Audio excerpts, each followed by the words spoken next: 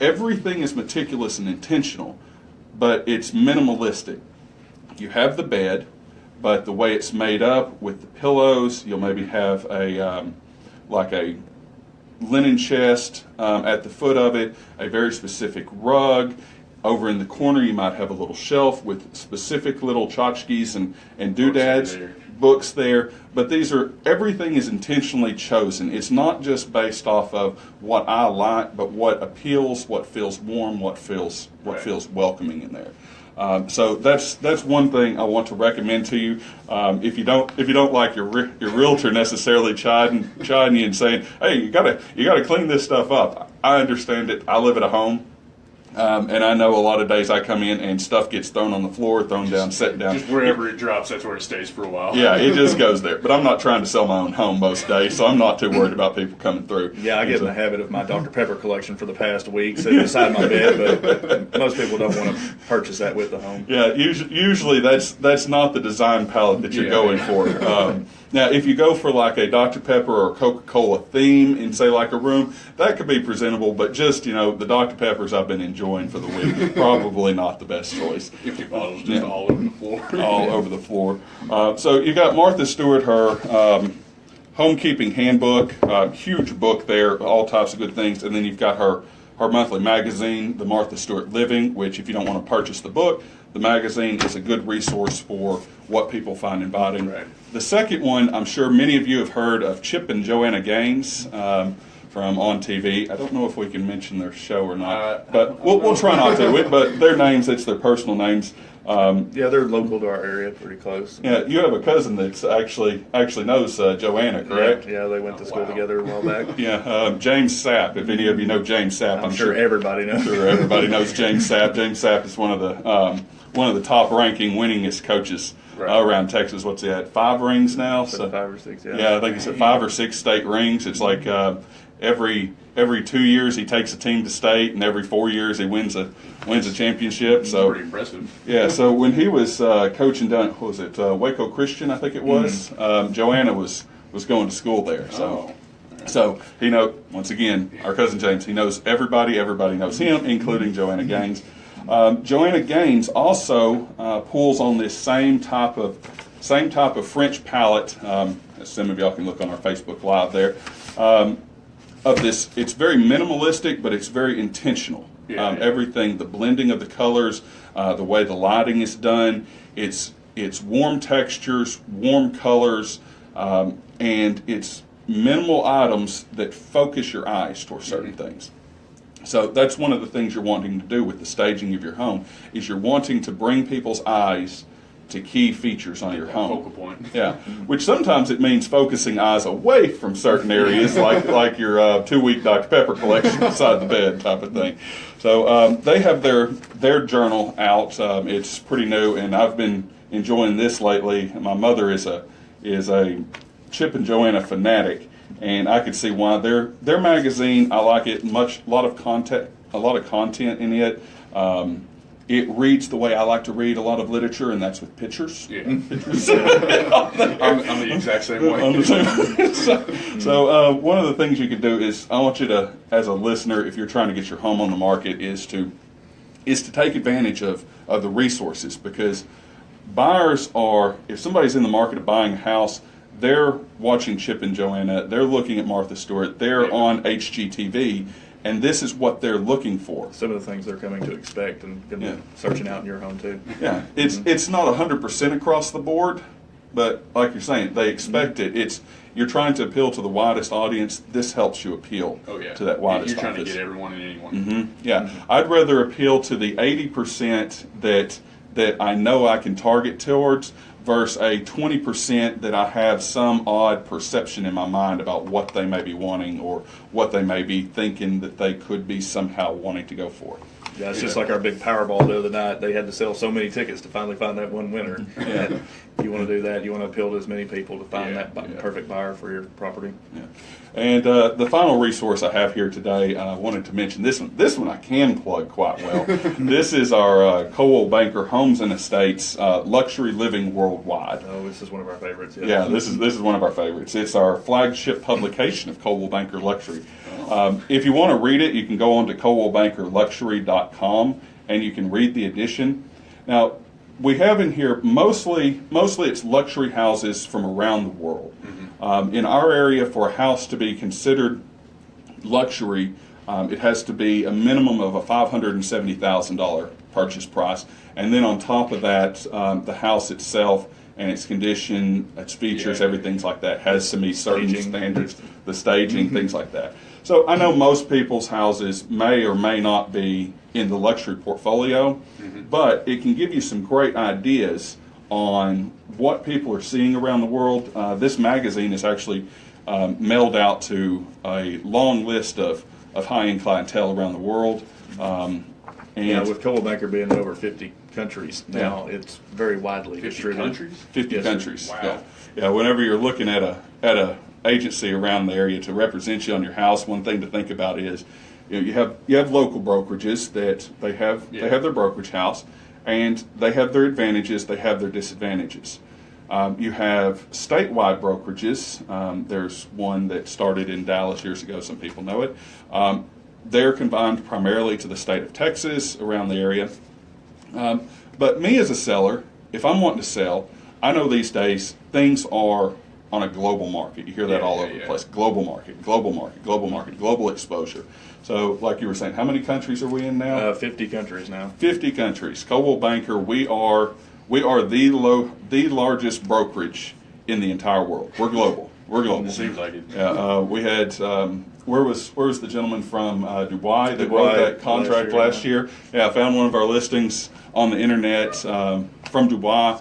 Did all the transaction over the internet. Didn't have to worry about the paper contracts if we didn't want to. And sight unseen, other than what he'd seen on the internet, the way we were able to present this house, the way it was staged. Everything from the pictures and the way they were lit, the way they were taken, showed that appeal enough that a gentleman was willing to write an offer all the way from Dubai. That's pretty impressive. Yeah, that's the power of the internet these days, is you can really reach out and touch somebody anywhere in the world. Oh, yeah. Yeah, so with our Coldwell Banker Homes and Estates magazines, this is one of those things, like you were talking about the walk-up appeal earlier. Most of the pictures in here, you're going to see a single picture, and then you'll see a description on the properties. One of the great things about Homes and Estates is it gives you a lot of ideas on how you would want to stage the outside of your house, not just the inside.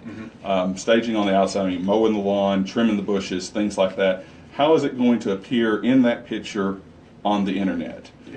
Because there's a magic to it. There's a magic, there's an art, and there's a science all rolled in together on it. So I want y'all to check out this magazine, Homes and Estates.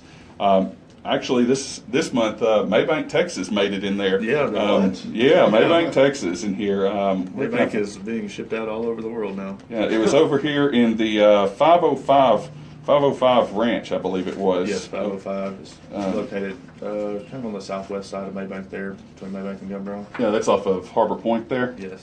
Yeah, so over in the 505, one of the houses over there made it into the Global Luxury magazine, propagated worldwide. And when you list your house, me personally, if I'm putting my house on the market, I want everybody in the local area to know about it. I want people up in the Metroplex to know about it. I want people in the state of Texas to know about it. And I want the rest of the world to know about it. You know, You give many offers. That's one thing. We can never guarantee that your client is going to be coming from Germany to visit your home, but we want to make sure that they have the opportunity to see it there. Did you have some properties you wanted to mention this week? Yeah, we've got a few of them. I want to start off today with 14344 Daniel Boone over at Log Cabin. It's a beautiful little 2-bedroom, 2-bath brick home, and it does have this curb appeal we're talking about on a very large, it's actually 3 lots that make up a very large lot there just off the highway in Log Cabin. And some of the other appealing features about it is not just the beauty of the home, but it has several other carports, and it has this large, is it a 30 by 30 or 40 by 40? It is a very large 2-bay shop building to be able to work on all your projects. We've found this year that is one of the biggest drawers is these shops, because there's so many guys out here rebuilding their cars, doing their crafts, different things, that it had really been a drawing magnet, the shop to go along, the extra place to put your staging items while you're getting ready to sell. It really does help, and beautiful property. It's going for $100,000 over there for this property. Another one we have is 2328 Wildwood Way. It's over in Wildwood Acres. That's located in Toole. It's a 3-bedroom, 2-bath, 2-story house, approximately 2,300 square foot. Now this one is on the waterfront. It also has 2 carports, and one of the biggest things I like about this one is this year you'll find out, I'm sure y'all know here at the station, Malakoff School District, big drawing point this year. Go Malakoff with their football team. And so this one is actually located in the Malakoff School District. If you're out there looking for a home, I know we get a lot of calls every day, people trying to get into this school district, and they're just few and far between locally. We have another one over here. If you're looking for more acreage, over at 30785 County Road 2800 in Kemp. This one just came on the market this week. It is 222 acres of beautiful property. I've been out there, and it's got a couple of houses. It's a 1-bed, 1-bath, 2-story home. There's also a 2-bed, 2-bath home on the property, large barn, large equipment shed. There's a 5-acre lake, 6 other ponds. There's cattle panels and fences and corrals and different things over here. This one's currently going for $787,000. It's a beautiful property, and at that price per acre, that's a good deal. Like a good deal. And then if you're looking for something more, a little commercial property, we've got a good commercial opportunity over here near Kaufman at 5162 Highway 175. It's actually 2 large buildings that make up the property there, about 16,000 square feet combined.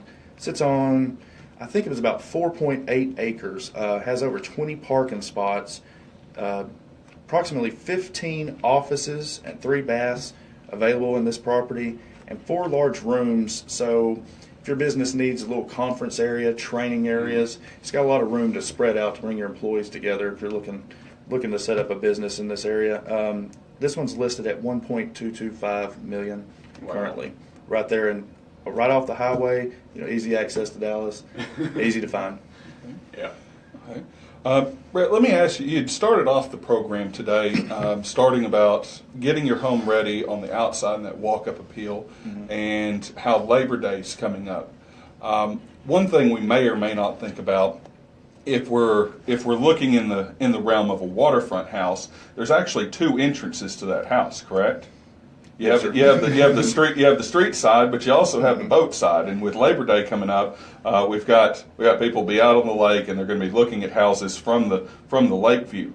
What are some things that you could suggest on, say, like a boat dock for helping spruce that up, making it look a little bit better, and drawing in that attention from the lake side? Somebody maybe out there on a jet ski or a boat going out there skiing, just cruising around looking at it, that can maybe catch their eye a little bit on your house on that side. Yeah, that's one thing that a lot of waterfront sellers don't think about. The advertisement that their boat dock, that the lake has the advantage of that extra appeal to a lot more people out there. A lot of people, it's kind of like that old adage, have you ever seen anybody not smiling on a jet ski? Yeah. They're in a good mood, so they're going to associate this good mood with your home whenever they see it. Just like the front, you want to make sure your boat dock is very presentable, not overcrowded with your furniture. Maybe get them cobwebs down. This is also a good place to advertise. I know we like to hang a little sign out there too, because most of your clients are going to be coming from the street in a car to come and view your home. But this weekend, they may get their booking for next week based off of driving by their jet ski and seeing that sign, and seeing that backyard, and thinking, I need to call in and come back next week and get inside that home. So a boat dock is a good advertising tool, to bring people in. Okay. What about stain or sealer or anything like that? Is, some boat docks, you get a pretty new boat dock, but sometimes, after a few years, you've still got a little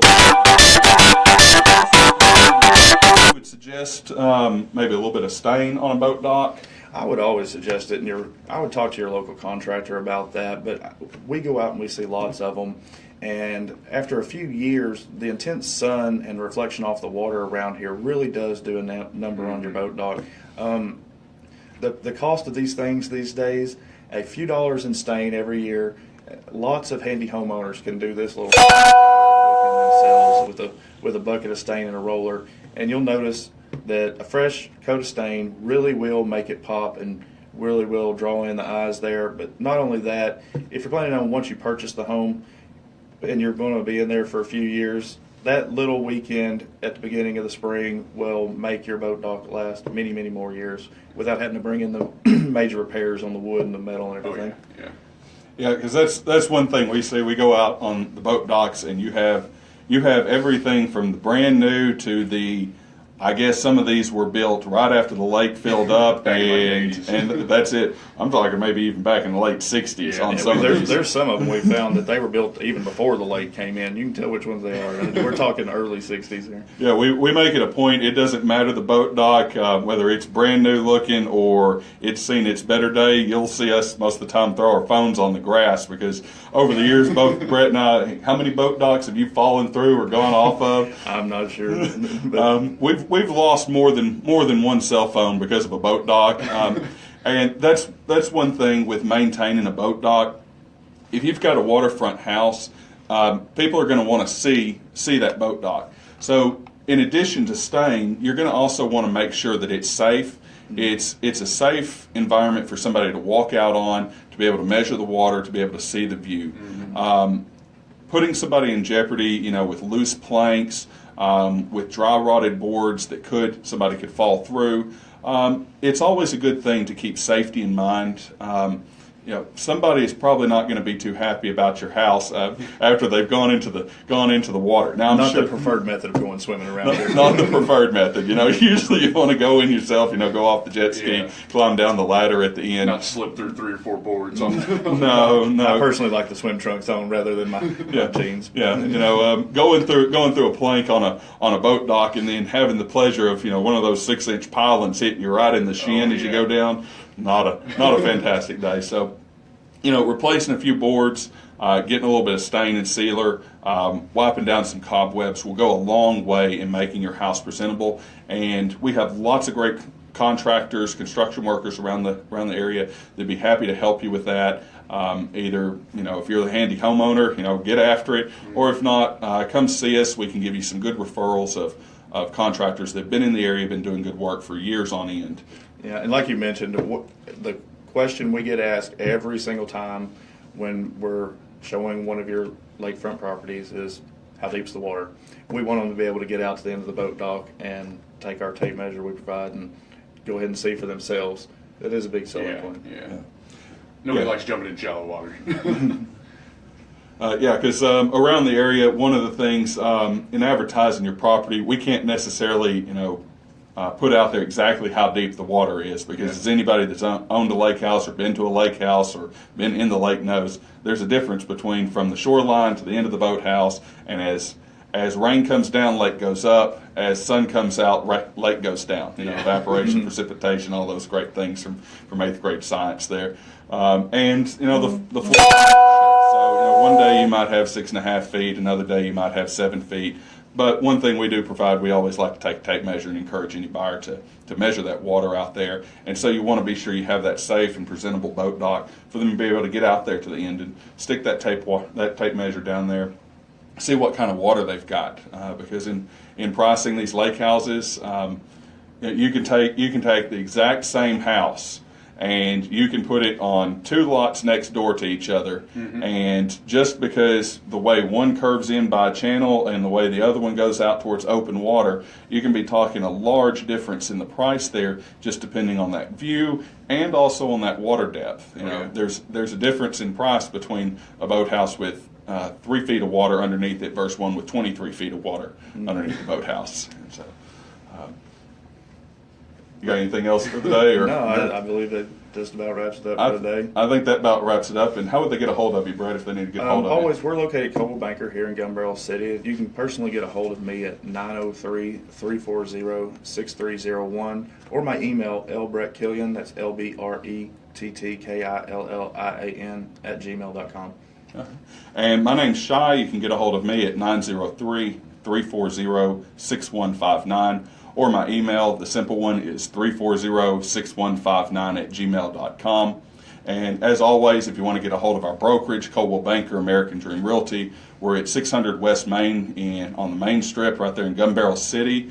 Open 7 days a week. Come in and see us. Our direct line there is 903-887-7055. If you got a house you want to put on the market, or you want to go find a house, or you just have a question about anything to do with real estate, housing, commercial, farm and ranch, anything, give us a call, either Brett, myself, or one of our great real estate agents up there at Coldwell Banker, American Dream Realty, and we'll be more than happy to help you out with anything you might need. All right. We want to thank you guys for coming in today, telling us all the fabulous things, and see you again next week. Yeah, see you next week. All right.